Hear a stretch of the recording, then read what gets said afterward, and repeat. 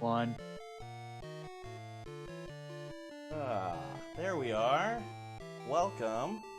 My name is KonceptioN2. Thank you so much for donating for this cosplay. Wasn't enough to get me to shave my quarantine beard, but here we are.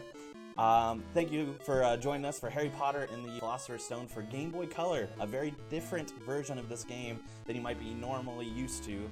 A lot of people know the 3D action platformers for Harry Potter games. This is a 2D 16-bit turn-based RPG, and we're gonna try and beat it as fast as we can. So we'll get the timer started here in 3, 2, 1, go. All right. So right away we skip all that beginning stuff where he tries to get his letter and he's with his uncle. We go right to Diagon Alley, and we're gonna get our wand right away. This is Ollivander, not a garden gnome. And our wand is going to come with a couple spells by default, despite us never having been to magic school yet. But it's just going to be coming with those, so you just got to suspend the disbelief a little bit. Like I said, thank you guys so much for the donation for the Harry Potter cosplay. It is very warm, but let it be known that I will do anything for charity. Alright, so first thing we do have to do here is this individual is going to give us a choice of 4 Witches and Wizards cards decks. We do have to choose a specific one, which is the Screen deck, Gregory the Smarmy. It's going to be very important for a couple of uses later on. And then we get a couple card combos and some cards to use right away. Alright. First thing we're going to do for some safety here is we're going to grab an extra potion, which is over here in a stack of crates. Dodging NPCs as we go. And then we're going to head right into Gringotts. Now, this run is pretty safe for the most part. I mean, there's a lot of RNG that will determine whether you can go as fast as you want or as slow as it can be, but there is a glitch that is set up in these beginning parts of the game that is a little sensitive to the encounters. So I'll kind of explain that as we're going through here.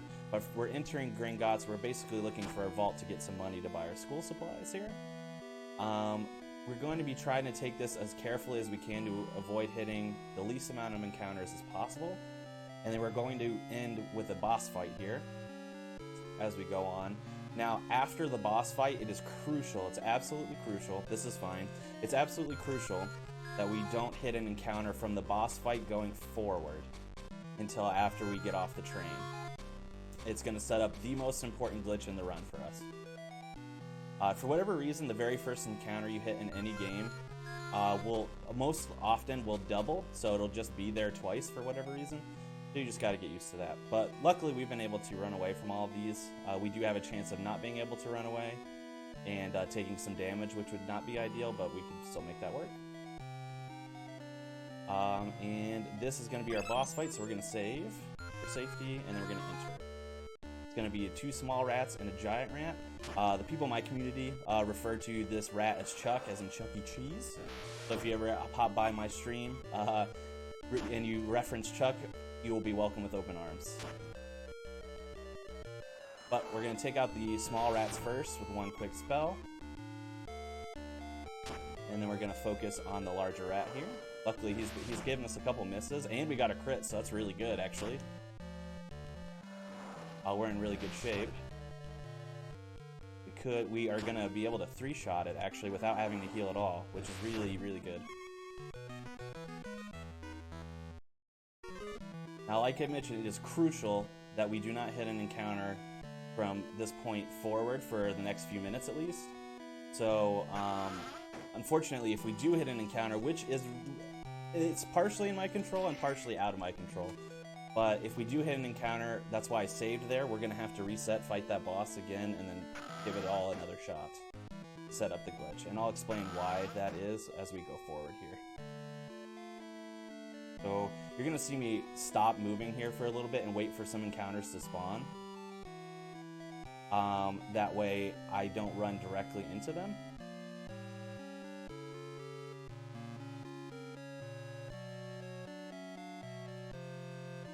go. Playing it a little bit careful there. Yep, see? We're gonna have to give that a restart now. Sometimes you can't avoid it. Like I said, the game is notorious for having encounters just pop immediately onto you without any control that you can manage. So that will happen sometimes. But that is why we have the save. I knew as soon as we got the crit that it was too good to be true, honestly. But a miss is still good there. So we just gotta run through this fight again and try to make our way out without hitting any counter.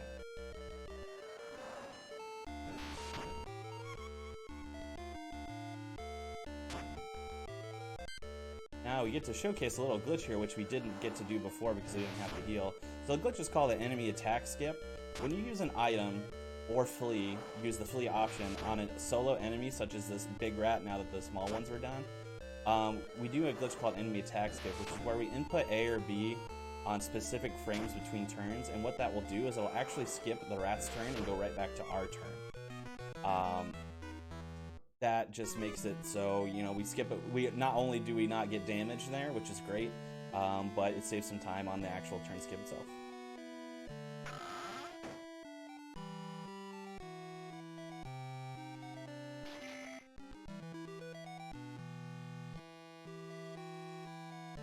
Alright, take two on this. Try our best.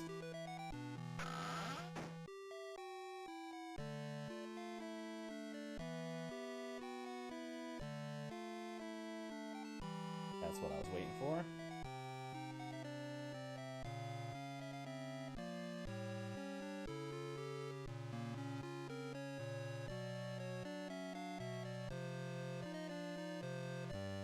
Alright, that's one screen down. Let's see if we can get through the second screen without getting hurt. Here we go. So far, so good. Alright, that was really close to us. I don't like that. Now, you'll see a lot in the run that I'm going to hug the top walls of things, if possible. Notice that, oh, jeez. Notice that it's going to shrink our text box, to, our hitbox, to being very small.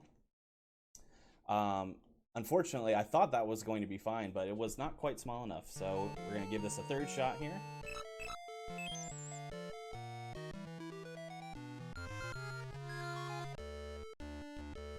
You guys love seeing Chuck, right? Chuck E. Cheese? Who doesn't love Chuck E. Cheese? If it starts to get really, really ridiculous, I do have a safety save that we can fall back on, of course, but trying to avoid using it.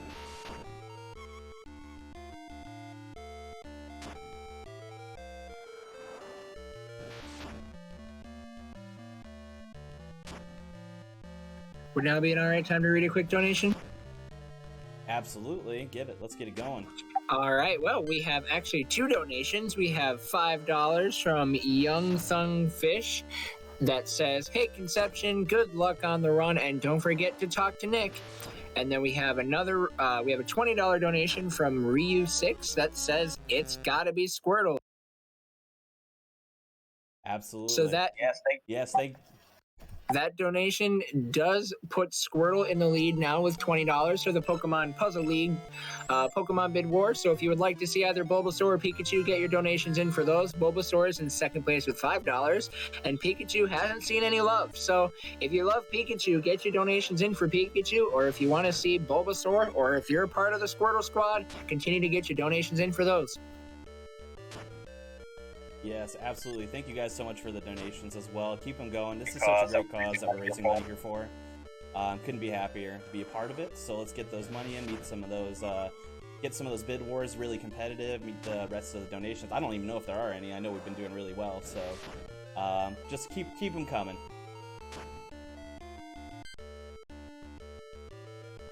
I did unfortunately get crit on the last one. I don't know if you guys caught that while they were reading donations, so this is going pretty well so far. Hey, we did get a crit there. Alright. We're gonna try this again.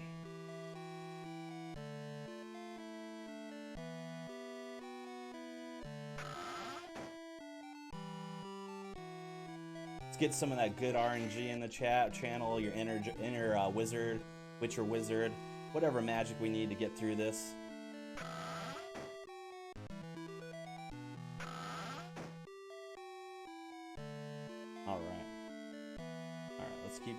keep this encounterless here.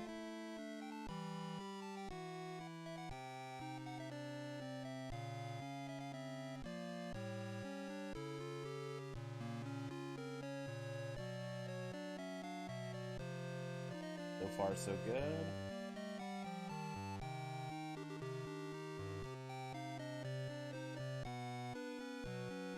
Yeah, so shrink our text box by touching the top of the walls here.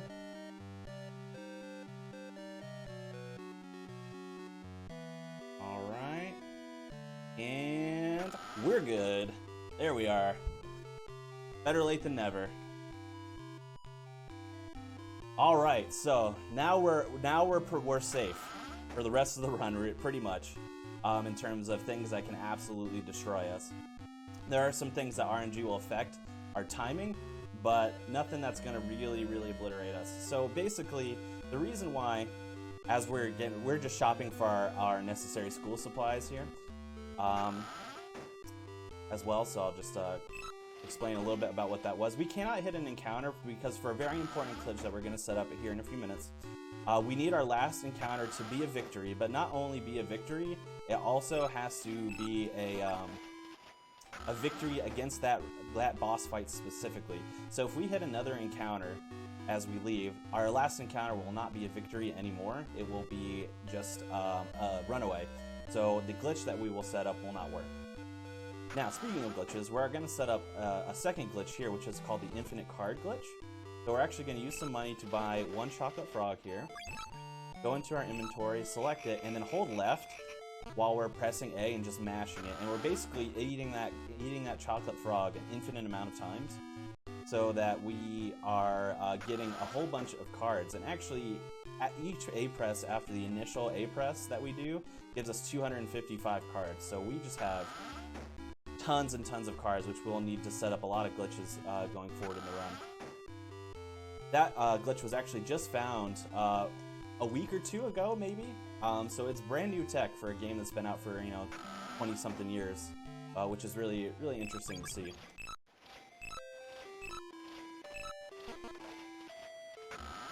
All right. So we got our equipment there. We got all of our school supplies. So we're just gonna talk to Hagrid to continue on to the next portion of the run, which is to get on the Hogwarts Express. And the Hogwarts Express is going to be where we set up the crucial glitch of the run here. Well, the second part of the glitch of the run, I should say. Alright. So the glitch that we're going to be working on is called the Frog XP glitch. And I'm going to focus a little bit here for just a second while I set it up after this cutscene, and then I'll explain it a little bit more as we're going on. So I'm going to get on the train and I'm going to focus here for a second just to make sure my inputs are good.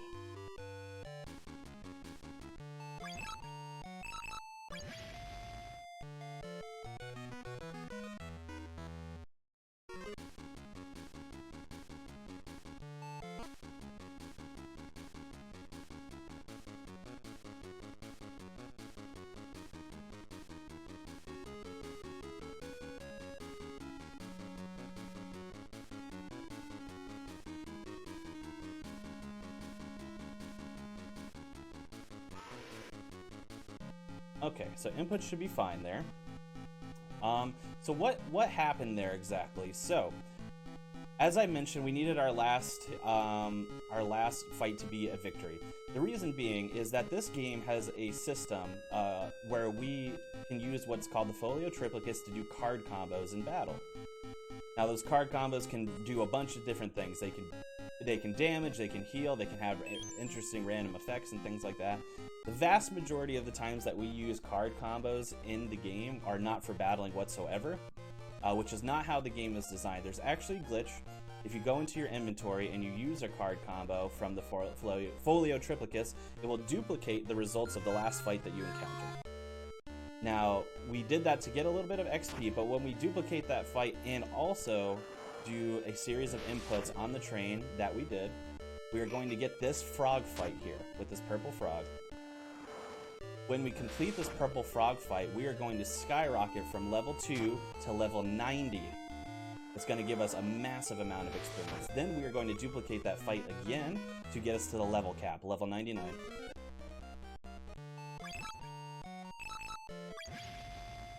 Alright, and we just duplicate the fight by using the folio again. Alright, and now we are at level cap, level 99, first, 15 minutes or so of the run. Alright, the only other thing that we need to do in this lake, besides trying to dodge encounters as much as we can, is we're going to equip our gloves. It's the only piece of equipment that we're going to use in the game. This game does have like an equipment system where you can get pieces of equipment that will increase your stats in various ways, but we do not use it at all. We don't need to because we're level 99 before we even get in the castle, so we don't really need to worry about that stuff.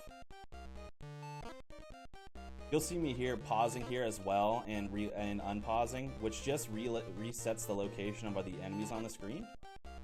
So if it looks like I'm about to get hit by an enemy, I'm just gonna pause and unpause and they will be out of my way. That goes as well for regular encounters as we're walking, like the little blue wisps of cloud, if you want to call them. You can pause and unpause or select and unselect, and it can reset their position. It is not as frequent. It can just not work for no reason as well. So they kind of tried to do it there, but it didn't work. But we didn't get hit with it anyway, so it's not a big deal.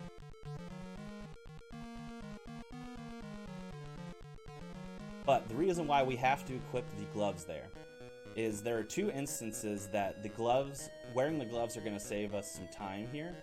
The first instance will be during our herbology class. We have to pick up a mandrake root from the ground, and the game will not permit us to pick it up unless we're wearing gloves. So we have to be wearing gloves to pick it up. The second thing is during our transfigurations class, we'll see as we get ahead, there's going to be a purple rabbit to deal with. If we are not wearing gloves, we actually have to fight the purple rabbit in order to capture it for the class. But when we're wearing gloves, we can just pick it up without fighting it, which saves us a bunch of time. But as you can see there, if you caught a glimpse, our health is close to 800, our magic power is at like 930. That's because we are level capped. And finally, we're in the castle. Personally, I don't understand why we need to go to wizard school now. It seems like we've got it all under control, but what are we gonna do? This is a nice little cutscene with sorting, which everyone kind of knows what happens if you follow with Harry Potter at all and know the lore whatsoever. So if there is any like donations or plugs that need to be happening, now's a great time for that too. Well, there are no donations at this time. We just want to let you know a little bit about who we are. So we are Midwest Speed. Midwest Speed Fest is a Minnesota-based organization that has been hosting speedrun marathons since 2015. In the summer and winter, we partner with 2DCon and VGMCon, respectively, to help raise money for their chosen charities and bring even more entertainment to their conventions. In the spring and fall, we host online events, also in support of charity. So far, we've raised over $15,000 for our various charities, and we hope to see that number continue to grow exponentially with your support. If you're enjoying the marathon, please consider following Midwest Speed Fest. In addition to our seasonal speedrun marathons, we interview a runner every Wednesday evening as part of our Runner Spotlight series, and occasionally have a backup run showcase in which we invite runners to show off a submission that didn't quite make the main schedule. Consider subscribing to Midwest Speed Fest or cheering bits. All Twitch revenue we receive during this event will go to the OI Foundation. If you have Twitch Prime, you can subscribe for free. And if you would like to stay up to date on Midwest Speed Fest events, you can follow our Twitter at twitter.com/MWSpeedCrew. You can also join our Discord to get updates and chat with runners and staff. Type !Discord in chat or check our Twitch bio for a link.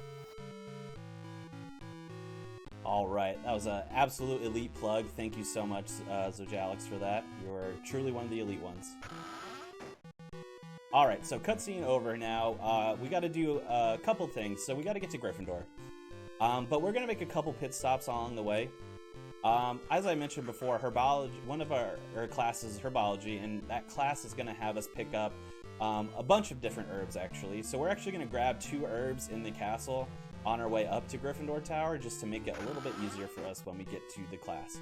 So first one is in this classroom here in the bookcase. We just grab the wormwood, trying to avoid encounters if possible, just because it's slow, and we got it. So then we're gonna make our way up here. The great thing about traveling in this game a good amount is that there are shortcuts that take you to all the floors all over the place. So we're gonna take a shortcut here in the reverse side of this griffin. Then we're going to take the staircase down, and then the next staircase up, which will be the top floor, 7th floor, which is where Gryffindor Tower is. On the 7th floor, before we head to Gryffindor, we're going to stop in another classroom here to get another herb. Now this one is notorious for always making me hit an encounter just to lose some time here, but it looks like we're going to get out free, which is good. Now, unfortunately, we do have a little fetch quest that we have to do in order to get to Gryffindor. And it's only triggered by trying to talk to the fat lady here. She says, you need the password. We don't have the password, so now we have to get it. And what that involves is it involves getting a necktie for nearly headless Nick so he can keep his head on straight. So young Toonfish's donation where he said, remember to talk to Nick, it is very important because we can waste time by just walking right past him. With the thing, assuming that we have the password when we don't. So we do unfortunately have to go all the way back down to the bottom floor, where the Great Hall is, and then walk all the way back up. Luckily, we do utilize a bunch of shortcuts that get us there a little bit faster. But the necktie is in the statue here. And we just head back up the way we came. Now we're gonna stop on the 6th floor and talk to Nick, because he's the one that gives us the password. So thank you, young Toonfish, again for remembering to remind me. I'm always good once a stream to forget to talk to Nick, and I'll go right up to Gryffindor and they'll be like, so do you have the password? And we don't. But Nick is up here. Have a quick combo.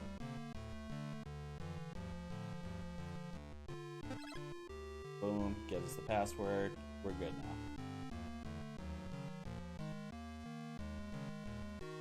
now. Now, the first so we're gonna go up to Gryffindor Tower, go to sleep, and that's that. The first big chunk of this game is basically going through a class schedule and hitting each class one time. So we'll get to see what that entails. It's usually just a bunch of fetch quests or mini games, so it's nothing really complicated in terms of gameplay mechanics. But on our way down, we are going to utilize the second half of that infinite card glitch that I mentioned earlier. So the reason why this glitch is useful for us is that it duplicates cards to a maximum. We used to save money in the run and then buy chocolate frogs in order to get cards, and then we would only have so much money, we'd only have so many cards to use for duplicating. But since we can now duplicate and have pretty much as many cards as we want to have, we do a quick pit stop on the way down after we sleep from potions to get another card combo called Rain of Bludgers. And Rain of Bludgers is the only card combo in the game that will let you attack multiple enemies at once. It's kind of like an AoE spell, think of it that way. And that's going to be useful for a lot of fights. It's going to speed up a lot of things in the run. So we're going to go down to the 5th floor here.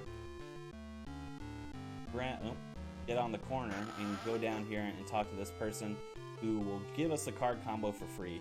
Basically, the qualification is that you have to find Gryffindor Tower in order to get that card combo, so we have to go to sleep first, and then head back out. And it's easiest to do on our way to our first class, which will be Potions. Potions is in the dungeon where we just were, so we just have to head back down. You'll see me walking diagonally a lot here too as well. Moving diagonally is just the fastest way to move. Covers more surface area in a faster amount of time. Just all about maximizing the movement. Now, when we do our class schedule here, it's also important to note that this is a very bad day for one Neville Longbottom. So, for whatever reason, this is our first day of school. Everyone else is sitting down, and Neville is brewing a potion. We don't know why. Look what happened. It explodes in his face, and he's on the ground.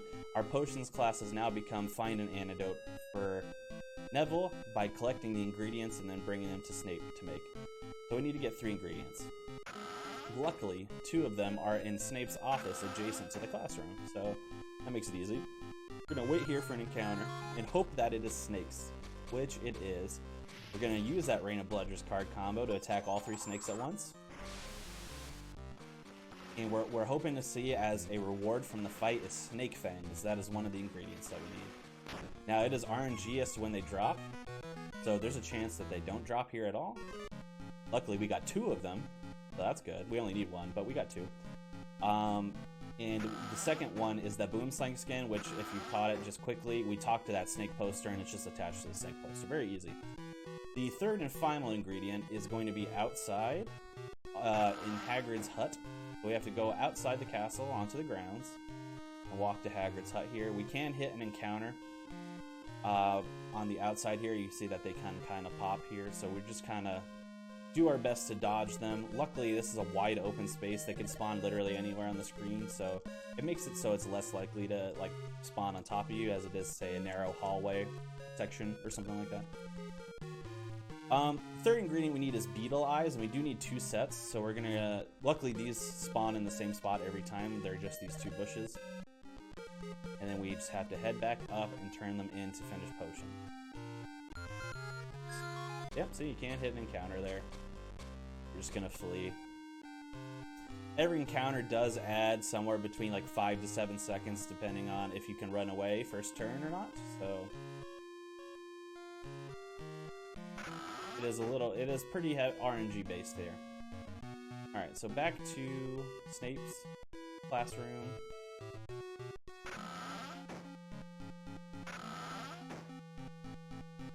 Turn in the ingredients, and we're golden. For some reason, too, as you can see now, Neville is fine. He's standing up. He's all good. So, mysterious. That's all I'm going to say about it. It's mysterious. Alright. So, down we go. Next class we're going to do is the flying class, which is going to be obviously not in the castle. It's going to be outside. We are going to make another tiny pit stop on the way. We're going to head just pretty much straight down here. Again, trying to avoid encounters if we can. We're going to press A on this bush, and notice that my feet animation is not moving. I'm just kind of like gliding across the ground. We like to call that swag, or just a glitched movement. Doesn't do anything, doesn't save time or anything, but looks cool, so it is swaggy. So this is part 2 of why Neville Longbottom has a terrible day. He's gonna try to fly. It's not gonna go well for him. And boom. His poor wrist, it's gone. It's not gone, but it's broken. So he's got to go to the hospital wing, and if you've seen the movie, you know, Draco picks up his Remember All, and we have to chase him, which will incur us into a auto-scroller. Who doesn't love a good auto-scroller? I'm actually going to focus a little bit on this, though, because it is hard to get in a fast cycle, just because the bushes spawn very quickly and can have multiple on the screen at any given time. We're trying to get to Draco as fast as we can without hitting them.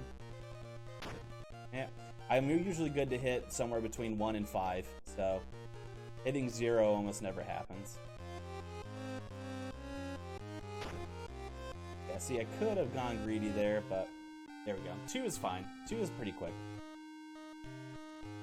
It's actually funny, too. You can just set your controller down at that point, and if you lose, the story will still progress. It's fine. It's just really slow to do it that way, so we don't do it. Alright, so we're gonna walk around that little thing.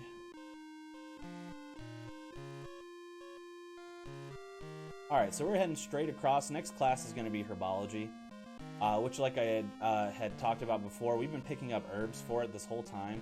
Herbology is going to have us picking up, basically filling out an herb book that of, I think it's 6 herbs total, if I'm not mistaken, 5 or 6 herbs.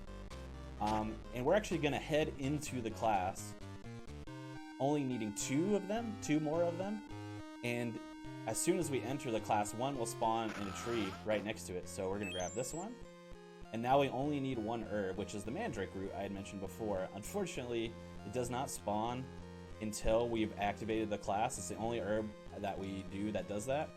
We do have to go through the cutscene, go through the motions, then go outside, get the mandrake root, which is right in the garden outside the greenhouse, and then come back in.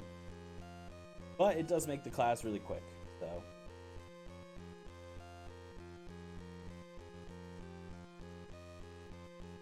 Alright, outside we go.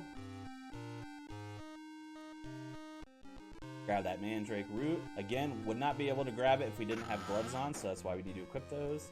And we just head back inside. All of the students are mysteriously gone. Hard to believe they finished that class faster than I did, but somehow they did. We do find out from Professor Sprout, the herbology teacher here, that the class is not finished until we go talk to Snape and get some potion recipes for the herbs we just collected. So we do have to go talk to Snape again in order for the class to finish. Luckily, for whatever reason, when you walk in that little castle segment, exterior castle I should say, no encounters seem to spawn, and I don't really know why. So you're not really in danger of hitting anything, which is good.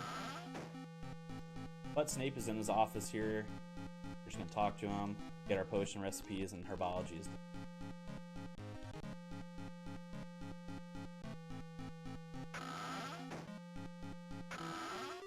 Next class we're going to do is Transfiguration, which is just another simple fetch quest. I believe I alluded to it earlier with the purple rabbit. Basically, a purple rabbit escapes the class and you have to go catch it and bring it back. Easy as that.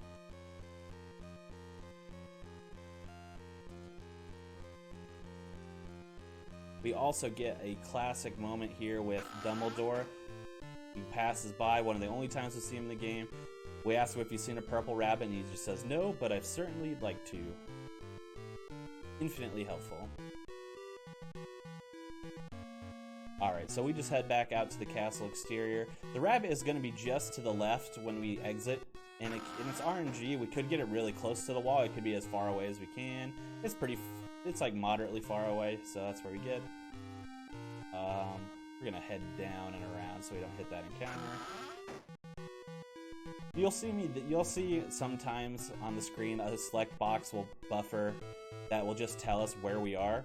If you press select, that's what happens, but what I'm doing there is I'm pressing select in hopes that it will reset the encounter location. Sometimes it works and sometimes it doesn't, but it's always worth trying, because it's faster to do that than to walk around an encounter. But there we are. Transfiguration is done, and now we have, I think, the most annoying class of the run, which is Charms. Now, Charms is a memory game that we have to do in order to learn Wingardium Leviosa. It's very long. It changes every time, so it's not a set pattern that you can memorize. And in fact, whenever I do marathon runs, and runs in general often, I will actually write down the movements, because it's just a simple memorizing up, down, left, right, just in case I screw it up. So I'm going to focus kind of on this for a second as we're doing it to make sure I don't screw it up.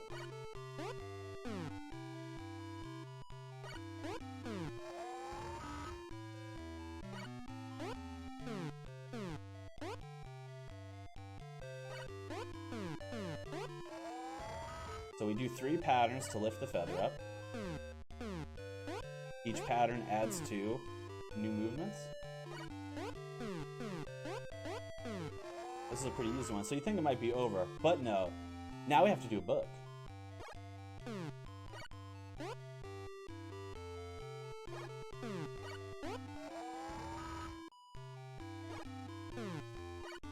Yeah, it's gonna do the same thing, adding 2 each time.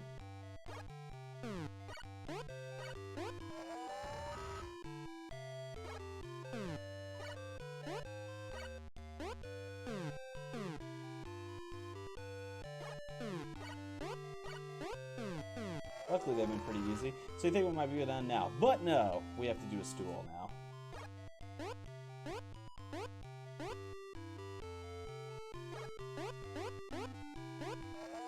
Luckily, that was really easy. 4 ups in a row. That's good.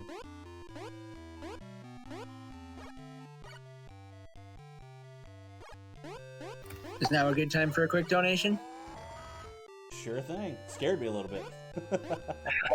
Go ahead. All right, we have $20 from Rilabelle that says gaming. Thank you so much for your donation. Very cool. Thank you for that donation. And we finally finished that minigame. Yeah, unfortunately, it is randomized every time we do it, so there's not set patterns to remember, which makes it a very annoying class. If you fail it, you just have to redo it, but it just wastes so much time, because it is so long. Next class we're going to be dealing with is Defense Against the Dark Arts, which we're about to enter, but Peeves the Poltergeist is going to throw a curse on us here. You're going to see me start blinking orange every few steps, which the curse is actually taking 1 health point away every time that blinks. Kind of think like if you're familiar with Pokemon and your Pokemon is poisoned, it's very similar to that. Luckily, we have like a meat bag of hit points, as we have 800 because we're level 99. So, we're going to take some shortcuts, and basically what we have to do is we have to find the book that cures us of this curse, which is going to be in this classroom up here, and we're going to have a little boss to fight.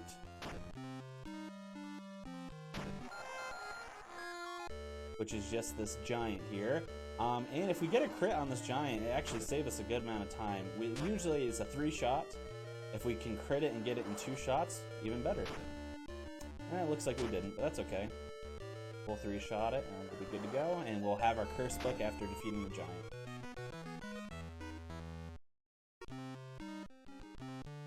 Alright, so we're going to go in our inventory and use it, which removes the curse. It also teaches us a spell called Mucus Ad Nauseam, which is a poison spell. It acts as a poison damage every turn kind of spell, and it actually can stack. So when you cast it once, it does 20 damage every turn to an enemy, 2 times is 30 damage, 3 times is 40 damage, and so on. We're not actually going to use that spell at all until the last 2 fights of the game, but it will be very important for those last 2 fights. But for now, we head back to Quarrel, who is definitely a good person, and that will be the end of Defense Against the Dark Arts. We only have 1 more class to deal with, which is History of Magic. So we're going to just take this series of shortcuts, which is just the fastest way to get around. Head down here into the History of Magic classroom. Now this class is absolutely bonkers. What's going to happen here is the teacher, who is a ghost, is going to say, hey, we're talking about this famous witch or wizard, and Harry's going to say, hey, I heard about a wizard, somebody was selling a witch or wizard card of that person in Diagon Alley, and the teacher's going to be like, great, go to Diagon Alley and find that card. We're 11. So that's strange. We should be alarmed. But we're back in Diagon Alley nonetheless. We're going to talk to a shady individual who's trying to sell us a card earlier. Definitely not Quarrel. No, not Quarrel. I don't know why you'd think it'd be Quarrel. But anyway, we're going to head back into Gringotts again. This time it is much less scary. Now we are going to have a fight that will look a little bit familiar to you, with just some different skinning on it. We're going to go up here, and the card's going to be in this chest. And oh look, it's Chuck returned, but the colors are inverted now. Luckily, we get to use our Reign of Bludger's card combo, which is going to speed up this fight considerably. Going to take out the 2 smaller rats and do half the amount of damage we need to do to the larger rat. Oh, we got it in the 1-shot. Oh, that's really rare. The Reign of Bludgers can 1-shot if it crits on the big rat. And even so, when it crits on the big rat, it might not work. It might not do enough damage, rather. So that was really rare, and that's actually never happened to me. Count that for the marathon.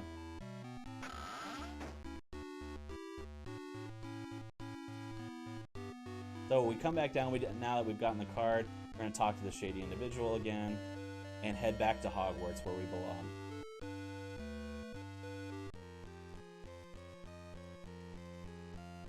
Everyone is gone. It was pointless for me to get this card for whatever reason, but that's what we have to do to finish the class, so here we are. Alright, so that is luckily the end of our class schedule. So we're back into kind of the story events of the run here. The first being is that Malfoy is a jerk. He wants to fight us, so we're gonna go and fight him, quote unquote. Now, originally, thinking back to the train, the Hogwarts Express, there's actually a fight on there where we're supposed to find Ron, talk to Ron, and then Malfoy comes up and he starts acting like a jerk to us, and then we actually fight Malfoy on the train. But part of the glitch that we do, and not only setting up the extra experience we get from fighting that frog, it also skips all of that. So it's a really fast glitch, very useful. Now, basically, we're going down to fight Draco. We have a little chain of people here joining us. Neville got himself locked out, and Hermione's trying to stop us. Now, notice that the castle floors and stuff are dark because it's nighttime now. Now, almost every time, if the castle is dark like this, we should be having encounters pop on the floor now, which it would not do during the daytime. But for whatever reason, in this very first segment, the first time we walk in the darkness in the castle, it doesn't work. There's no encounters. But this is where we're supposed to fight Draco. He's not going to show up, and we're walking in a very specific pattern here in order to dodge cutscene triggers, which we skipped 2 cutscenes in there by doing that. Saves us a good chunk of time, and for some reason we walk sideways there and just skip all those cutscenes. Now, we're going to have another little cutscene here. Iconic moment from the movie or book is coming up.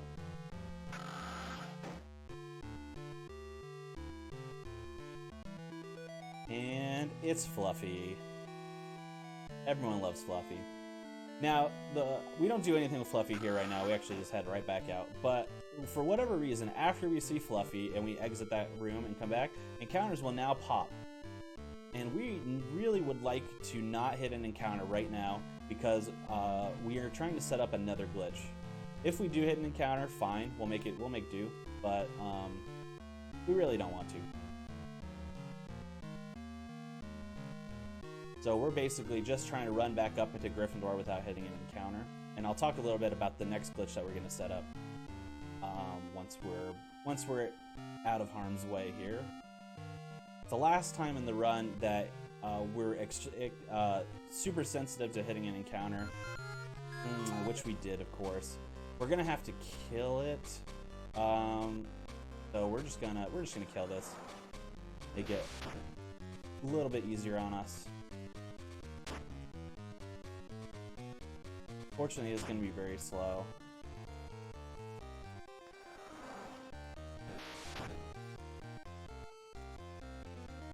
We're going to try to kill it whenever it's going to let us. Just need some luck. A miss is not a good thing.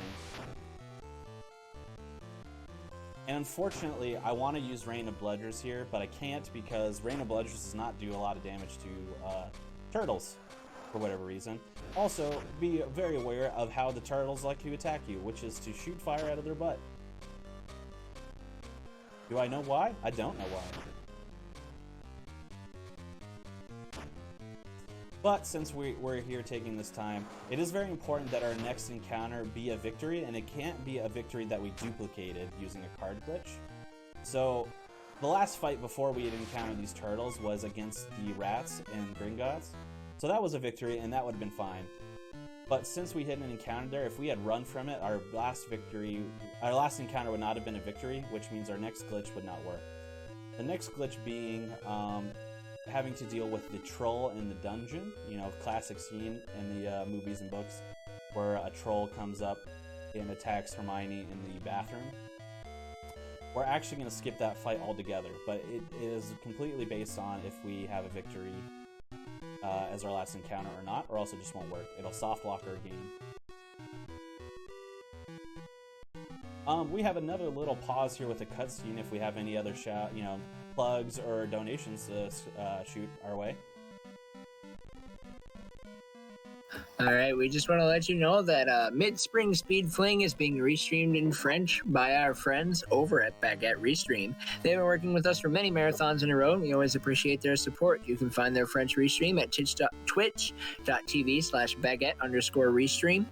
And we also would like to let you guys know that Midwest Speedfest is partnered with type !Rogue Energy in chat, or check our Twitch bio for a link to the Rogue Energy store where you can buy an energy drink. A portion of your purchase will go to the OI Foundation. Very good. So we're going to have a cutscene skip here. we get it successfully, which we did.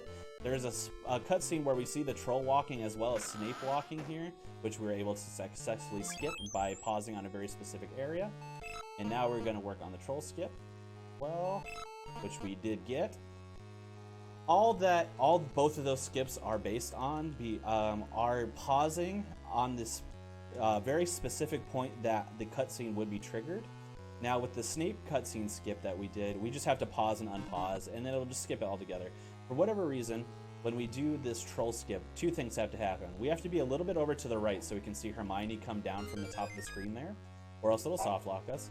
And we also have to do a pause and go into our inventory instead of just pause and unpause. So that's what we have to do to activate the troll skip. But basically we skipped that Snape cutscene and we skipped the troll fight, and we're looking pretty good here. Sorry, ignore my dog barking in the background.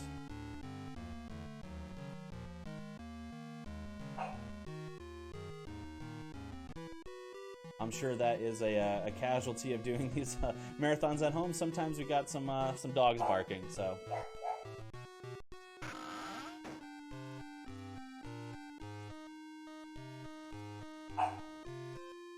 All right, so we're heading back down to Hagrid's here to just initiate the next part of the story. It's basically just a little bit of a lore dump. But the next segment that we're going to do is Christmas and the Mirror of Erised.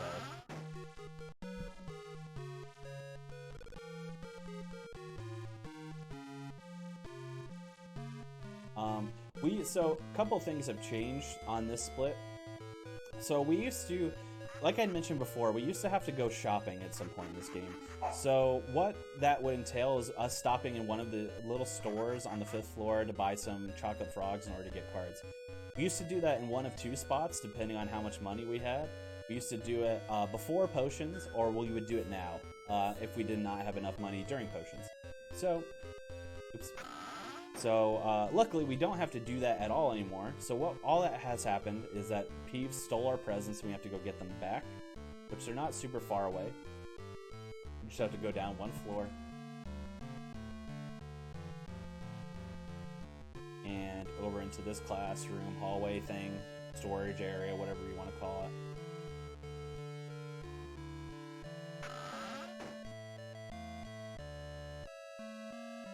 And our presents are hidden in this chest.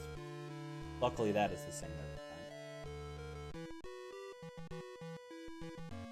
Alright, now this is unreasonable just in terms of punishment, I think. Again, this is Christmas and almost everybody else is at home. Harry is obviously not at home, and Ron is staying behind this time as well. But we just lost house points for getting our presents back. And I think that's an injustice. I don't think that was right. So, justice for Harry. Let's get the hashtag trending, I think, and we'll get those house points back.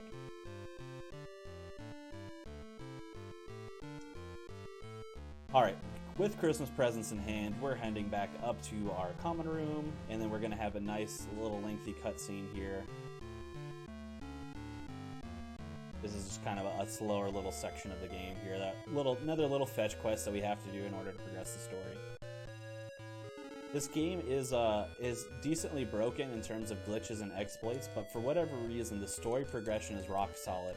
So we do still have to hit like every story beat in order to progress the game. We can't just skip large sections. So we're working on ways to try and make that, similar to an ace trick of some sort. I think, the tricks they've discovered in Ocarina of Time and things like that, which would really cut down the run significantly, but we have yet to find those, so we're working on it.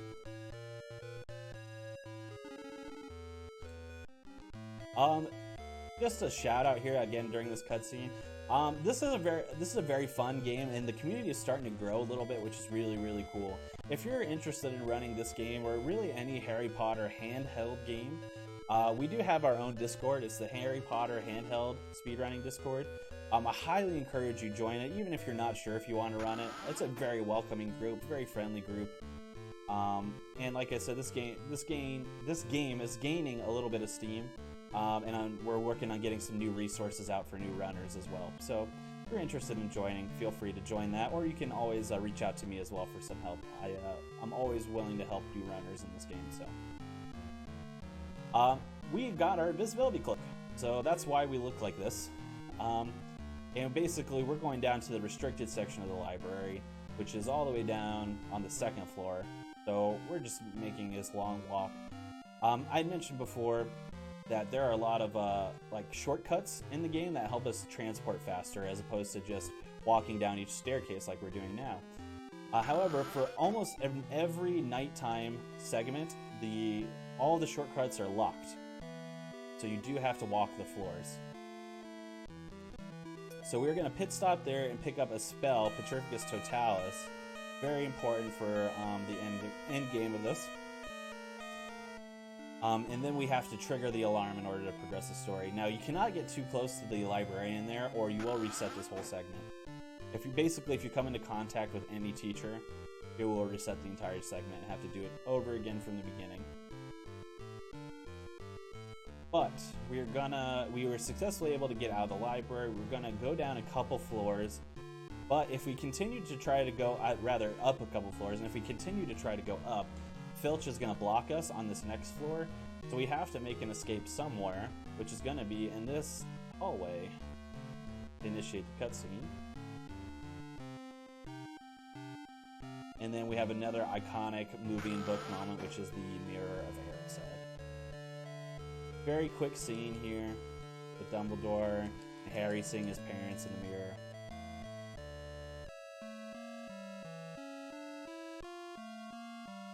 And then now that we've triggered this cutscene, Filch has stopped blocking our way, so we can make our way back up safely to the tower.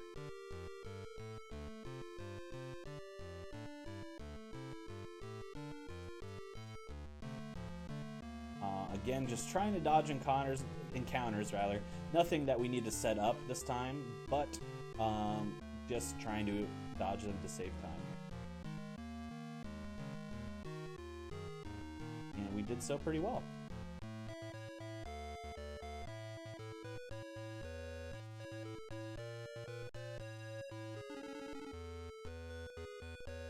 All right. And that's the end of that segment.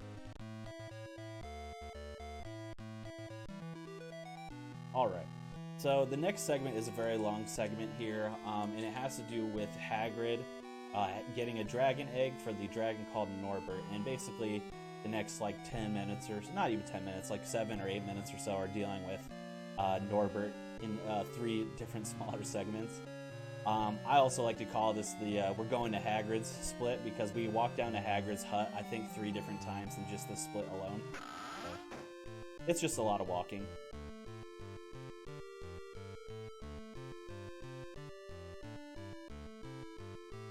Just wanted to say again as well, since we got a little lull in time here, thank you guys so much for all the donations and meeting all the incentives so early. I got a notification yesterday, almost 24 hours in advance of this run, that this incentive had been met, and I couldn't be more thankful.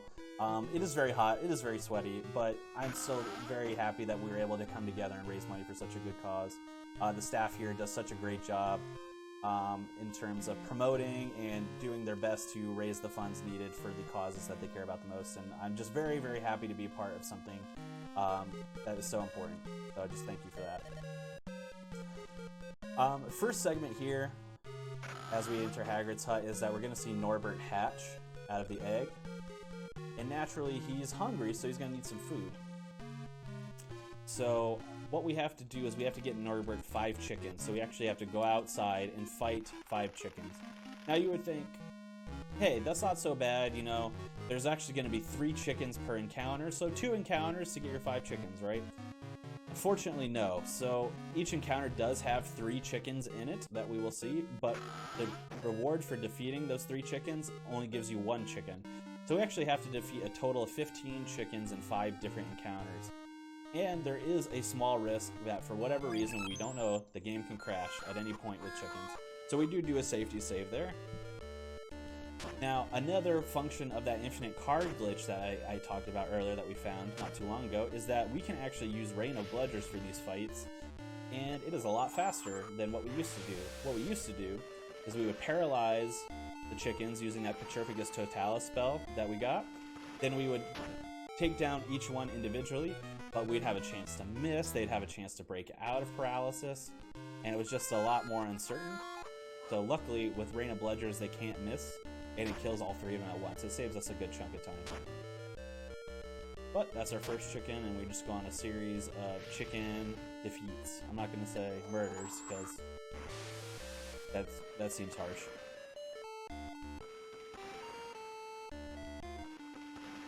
But that's our second one. Yeah, if there's anything left to shout out for plugs or donations, feel free. Right now is another great time. We got a little lull here. All right, we have a $10 donation from Anonymous that says #Justice for Harry. And we also have a $15 donation from Marquise Dan that says Roma told me to donate towards barbecue for Pokemon, so that's what I'm doing. Non capricci.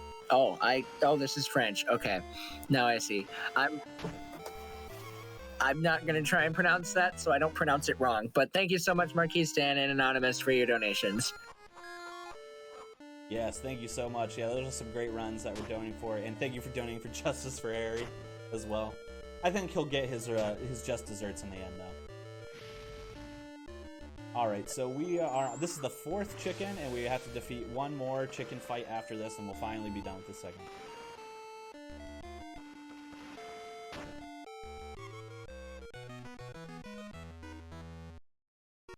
Alright, and just one more. And notice, obviously, we were very strategically placed on the map in order to get the chickens at their spawn point, basically. Just the fastest way of doing that. I think... Oop, this is my old strategy. Whoops. Here we go. My theory is that the reason why the game crashes every so often is that we're encountering the chickens too fast for the game to process it, and then sometimes it just shuts down. That's probably my theory as to what's going on. But luckily we didn't get any crash here. Alright, with 5 chickens in hand, we're going to go back into Hagrid's hut here.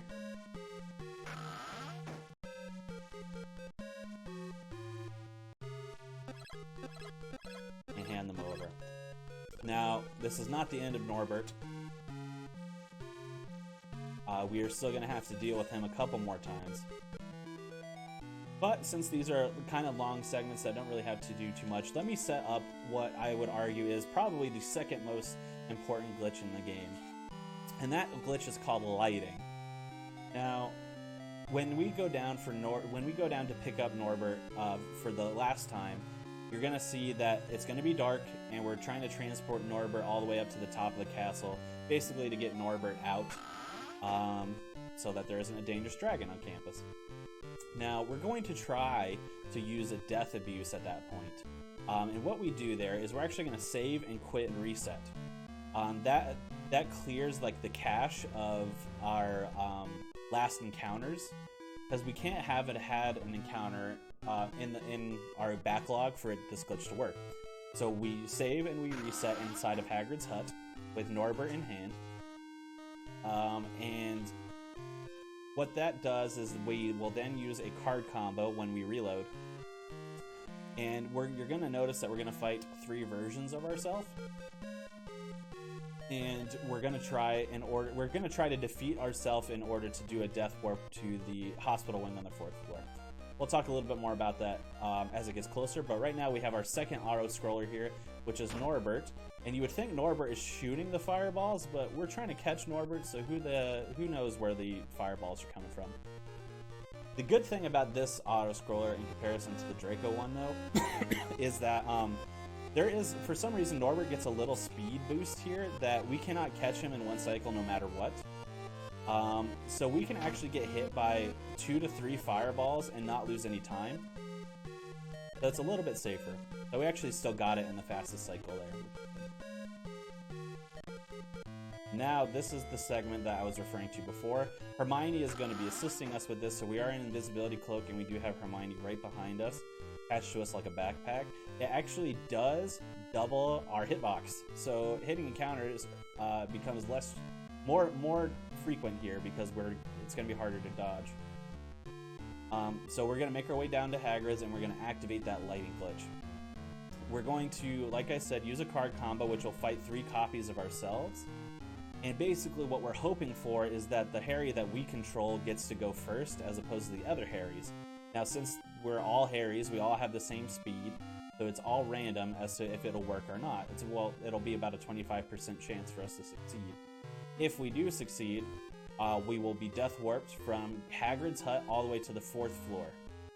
Now, the other key portion of that, and obviously beyond saving all the time for walking from Hagrid's hut all the way up, is that Hagrid's hut is illuminated right now despite it being dark outside, because he's still awake and things like that. So what it will do as well when we activate that death warp is that it will actually make the interior of the castle lit up as opposed to dark, so no encounters will spawn on the floors. So that also makes it very safe for us. So that is why we call it lighting, because it illuminates the castle grounds and the castle floors. But first we got to get there. We did unfortunately hit a couple encounters on the way. Just slows us down a little bit, but nothing we can't handle. And like I said, this glitch is very finicky and can just not work no matter what. So we may end up having to just walk instead of doing the death warp, which is fine, but we're going to try it a few times because it's still worth trying.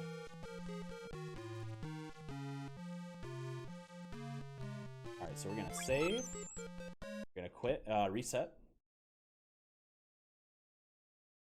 We're going to hope we get it.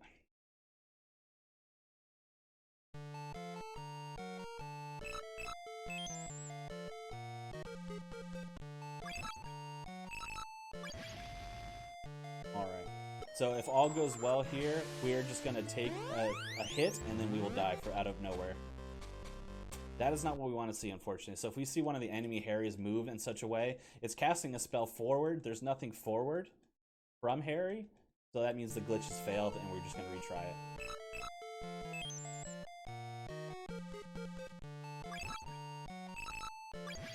Like I said, it's a low chance to work, and that's what makes running at a high level a little bit frustrating, because you can have a great run that is just ruined by this glitch deciding not to function for whatever reason. So we'll try this like maybe two more times, maybe 3 more times, and if it doesn't work, we'll just walk.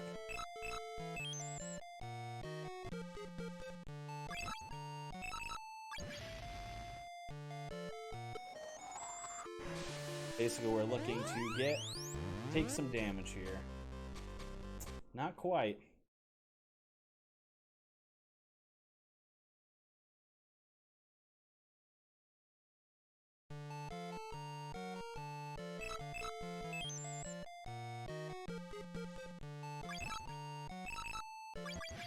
We'll try a different card combo to see if it'll work for us.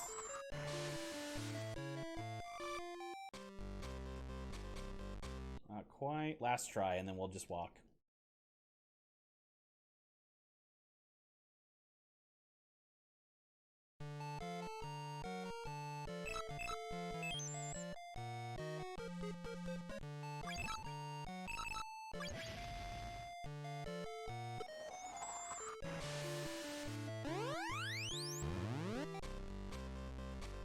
No, alright. Unfortunately, we didn't get lucky there. So we're just gonna, instead of taking the death warp, we're just gonna walk back up. Like I said, it is a very tricky glitch to get, so.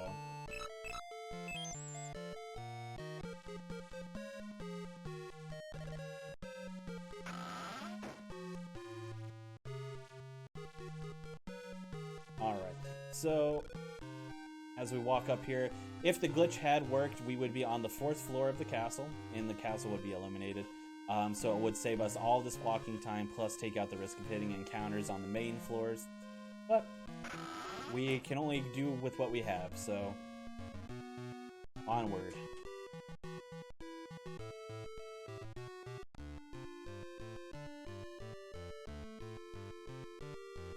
There is going to be another little cutscene skip that we're going to do once we finally get to the astronomy tower. That is a cutscene with McGonagall and Draco, where Draco's trying to catch us, basically. We can skip it just by walking very carefully. So I will talk a little bit more about that when we get closer. It's not all the way until the 7th floor.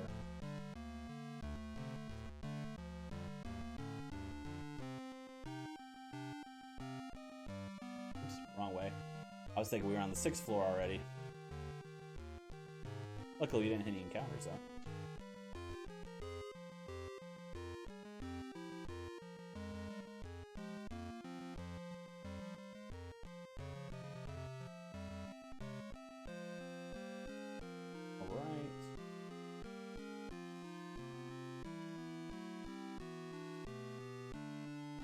Alright, and this skip is going to be up here, so we're walking diagonally here. And if we just hug the corner and enter the room, we skip the cutscene.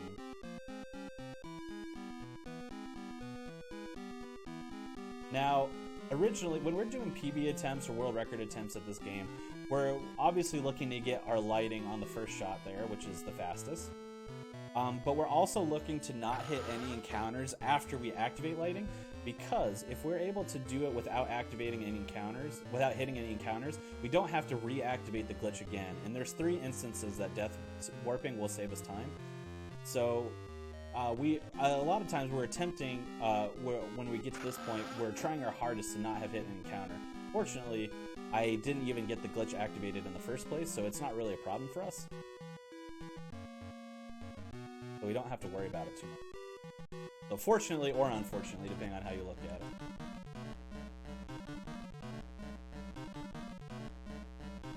But so we're obviously taking a huge chunk of points away here.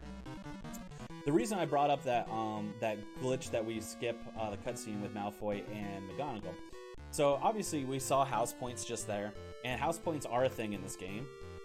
And you can lose the House Cup, which is in contradiction of the story. However, with how we progress in the game, the only way we would really have lost the House Cup is if that cutscene with Malfoy and McGonagall had played, because it causes Slytherin to lose points, which makes the points more random from that point forward. But because we don't ever see any other house gain or lose points in the run, we are set up to guaranteed win the House Cup at the end. So we won't get to see that randomness. But there is, if you do fail that skip, which will probably cost you like 9 seconds or so, it does make it interesting that you will probably lose the House Cup after that, which is kind of interesting. Alright, so basically, after all that nonsense, we got caught. We're in detention. Detention's in the Forbidden Forest. So we got to make our way down. Again, if lighting had worked, this would all be bright outside instead of dark, but it didn't work, so here we are. We got fortunate there that we didn't hit any encounters, which is pretty cool. But now we're going to enter the Forbidden Forest, which is probably my least favorite part of the run. Like I said, a lot of times we're trying to get through this Forbidden Forest without hitting any encounters, which is really difficult because there's a lot of narrow passageways that we have to walk through. So a lot of times if you get a run here, which is very close to the end, then you get a little stressed out. But stress is gone right now, which is good. The forest is dark no matter what, so even if we did have lighting, the forest would be dark like it is. We do grab a potion there, and now we're going to swag across the screen here. That potion is a pepper up potion, which is heals magic points, which will be a little bit useful for us towards the end if we're running a little bit low. The downside to us level capping so early is that we will never level up in the run again, which means that beyond death warps, our health and our magic points would never regenerate. So it does become a little bit difficult to manage that towards the end, but that's why we grab a potion or two for safety.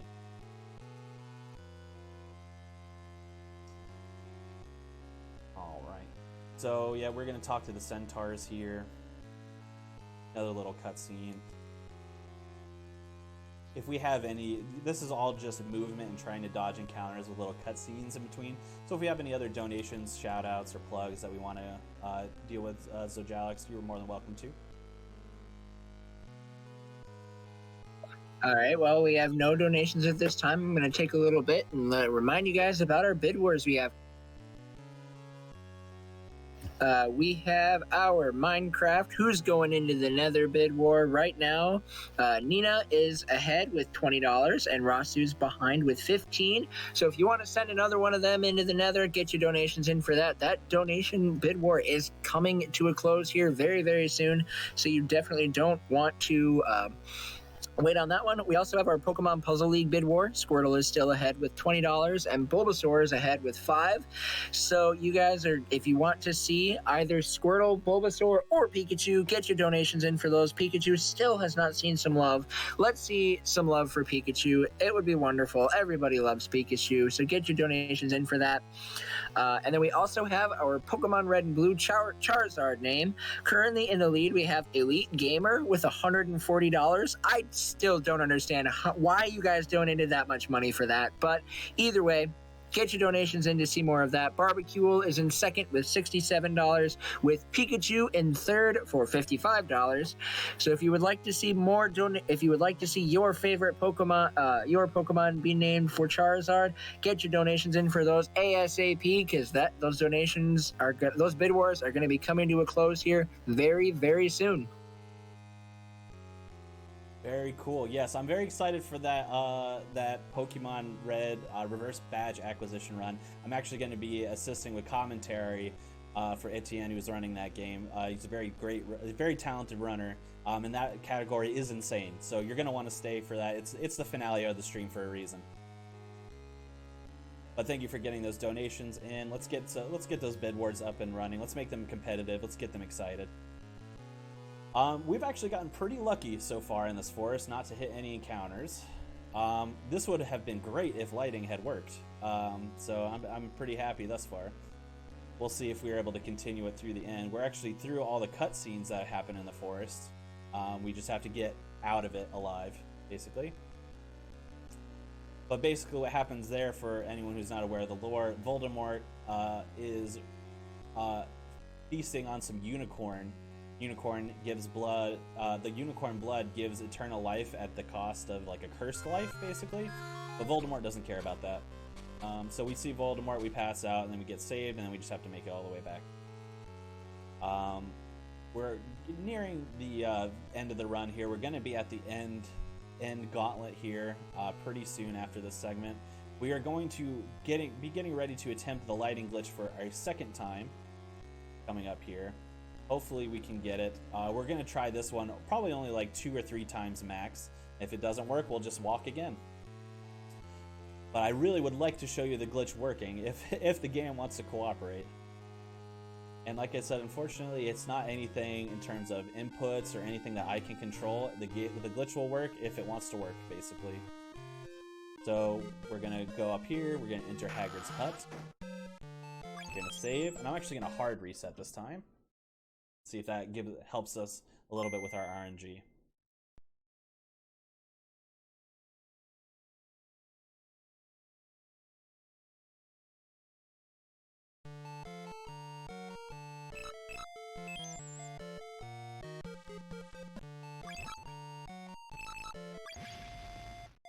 Alright, so again, we're looking to see our Harry take damage. Even if it says 0, it'll still work. So we're just looking. That's what we want. Glitch is effective. Here we go. So now the castle is lit up. You can see that here. And we are on the 4th floor. The great thing about this as well with that lighting work is, for whatever reason, this is the only segment where it's supposed to be dark. Again, it's light, but it's supposed to be dark. But for whatever reason, the shortcuts are open instead of locked. So we can actually take a shortcut right from the 4th floor to the 7th floor.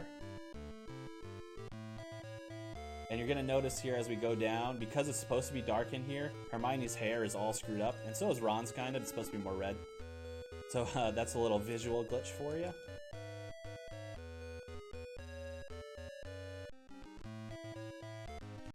Alright, so the only instance that we can lose not being able to use lighting again for free is if we hit an encounter going from here back into the castle. So we're going to really hope we don't hit an encounter.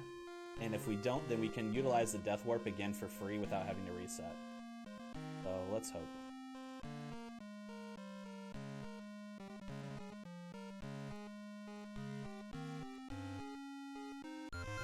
Ah, we tried. Bad luck, bad luck. I will try to do that Death Warp one more time, but because we will have one more. But we are in the in-game portion of this game now, so we're getting ready to do, if you're familiar with the story, the kind of gauntlet that is the end, where we have We go down the trapdoor past Fluffy, and we do all of the teacher's challenges in order to get to the Sorcerer's Stone. That is coming right up, starting with Devil's Snare. But first, we just have to do a couple cutscenes. And then, like I said, we are going to try to do that Death Warp. It's really unfortunate that we hit an encounter there, but it's literally the only segment that could have ruined that for us, and then it did. So this game is nothing beyond brutal for RNG sometimes, but there's nothing you can really do about it. Alright, so we make our way back up to the Gryffindor Common Room in order to progress the story.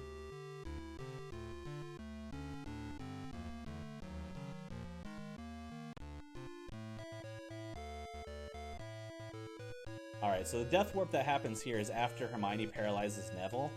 We would use the lighting glitch mechanics again. It does not, this time it will not make the castle light up because we're in the dark, but it will Death Warp us from the common room right to the door where Fluffy is, if we can do it successfully. We're gonna try it here. Again, we would not have to have reset at all here if we did not hit that encounter. So it is unfortunate that we did, but here we are.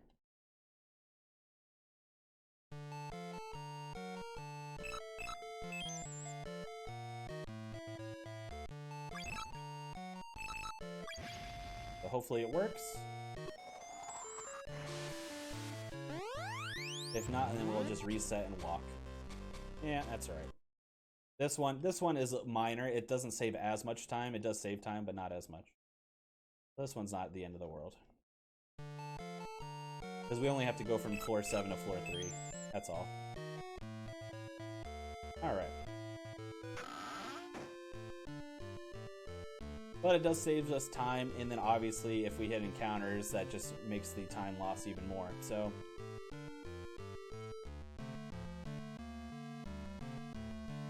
but that's okay. Nothing wrong with a good walk of shame. It keeps you humble.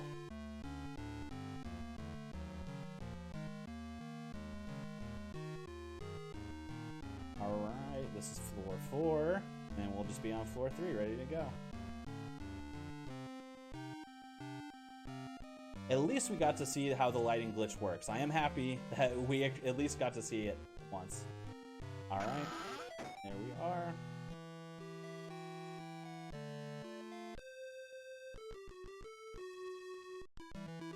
Alright, so the first thing that we're going to have is Devil's Snare here. And we're going to be doing a very specific fight. Hopefully we get a crit that will save us some time here. But Devil's Snare has one big plant and two small plants, like so. What we're going to do is the first spell we're going to cast is going to be Petrificus Totalis, which handily paralyzes everything, not just one. Then we're going to take out the small tendrils. The reason why we paralyze, obviously, is because we don't want them to have a turn. It just takes more time. Unfortunately, it did break out there, so we do have to cast Petrificus one more time, which makes it a bit slower, but if we're able to get a crit on the big one, which probably won't happen since we just crit uselessly on the small one, then we will save a turn. Yeah, oh well.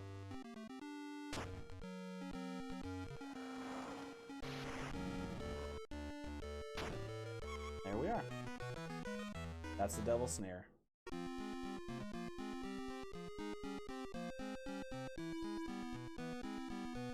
Alright, now the next challenge is really annoying. So it's not an auto-scroller this time, but it is another flying minigame where we have to get the right key, which is all the way at the top of the screen. And there are just tons of other bogus keys that will just really obstruct your path.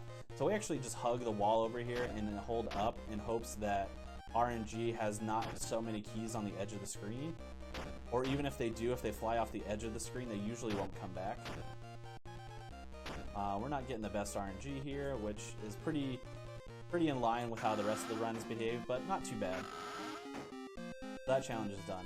The next challenge here is the Wizard's Chess. So we don't actually get to play chess here, unfortunately, but we will fight 3 chess pieces, and anytime we get a crit on any of these pieces, it will help save us at least one turn, unless that is obviously the last turn that we would have fought them. So we're hopeful to see some orange numbers here.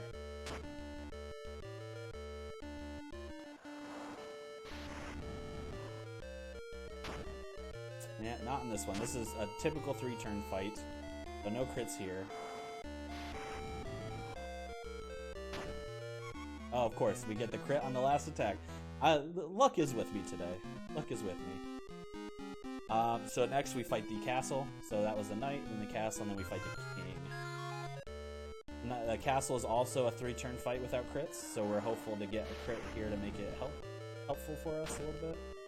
That's the opposite, so now it becomes a 4-turn fight because we missed. Lovely game.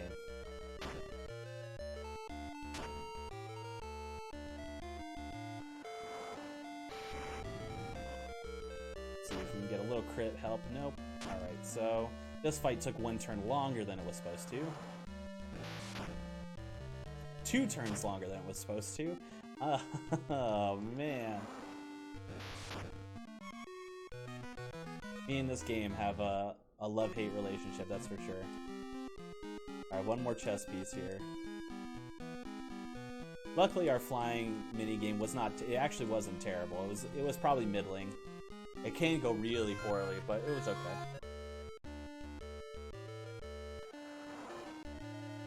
Alright, now this one is a 5 to 6 turn fight, unless we get a crit or 2.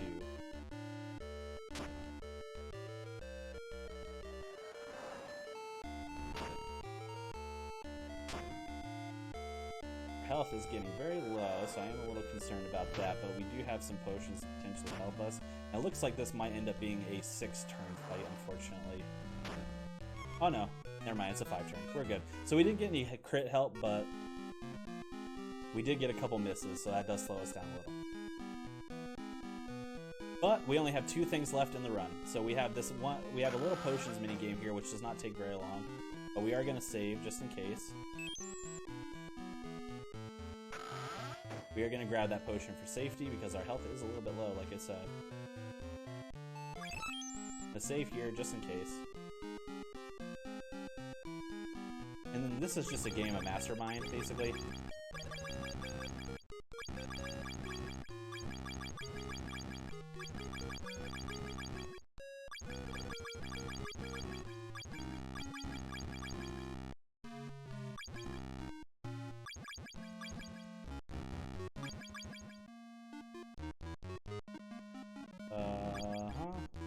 Is now a good time to read some donations?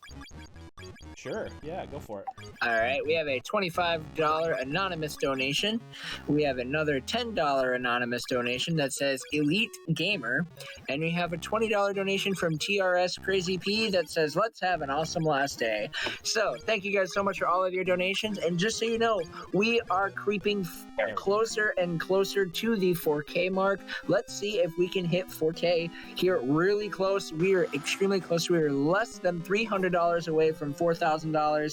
And we are less than $1,000 from our goal of 4,500, which will be beating our record from Midwinter Speed Sprinter 2020. So let's get even closer. Let's see us break that goal. I think we can easily do it. It's super achievable. Let's see it happen. Oh, absolutely. That is a goal that we should be achieving easily. So let's get this done. Absolutely. 2 fights in the game, and that's all we have left. Coral is first. We are going to paralyze Coral, and then we're going to use this poison spell 3 different times. Luckily, when you use a poison spell, typically it does not break them out of paralysis. That was just coincidental there. And like I said, each time we cast the poison spell, it stacks damage and makes it a little higher. Oops, I paralyzed for no reason there, but that's okay. Alright, and then we're going to do the enemy attack skip glitch that I referenced earlier. Now, when you have a poison stack, you can continuously press A on the enemy attack skip segment, and it won't skip their turn repeatedly, but that poison damage will continue to stack. And that is how we are going to wipe out our bosses here. So Coral is done, and then this is going to be the last fight. Time will be after the Voldemort fight ends.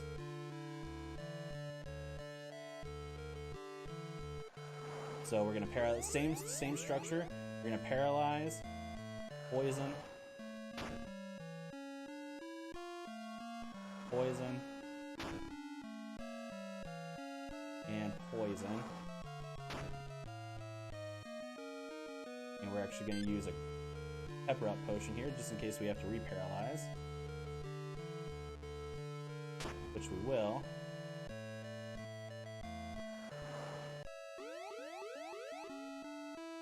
I'm going to use a health potion just for safety. And get ready for time, and time. Just under the mark. That was pretty much as unlucky of a run as you can get in terms of glitch activation and glitches working and things like that. And we still finished just slightly under estimate, so I'm pretty happy with that. I'm not going to keep you guys too long. I know we're trying to get things back on schedule here, so just wanted to shout out a few things. Feel free, like I had mentioned, please join that Harry Potter handheld speedrunning Discord. There is 2 different Discords if you're looking to play the console versions or PC versions, and then the handheld versions that are separate. But we we continue to look for more runners of this game. It's growing slowly, and we just want to continue to pump up how cool of a run this game is. And if you have any questions, you can feel free to reach out to me on Discord, or you can whisper me in Twitch. My Twitch is twitch.tv/KonceptioN2. Feel free to drop a follow or sub there, and I'd be more than happy to help you guys out. But thank you guys so much again to the Midwest crew here for putting on such an excellent event, and I can't wait to see where we end up. And stay tuned.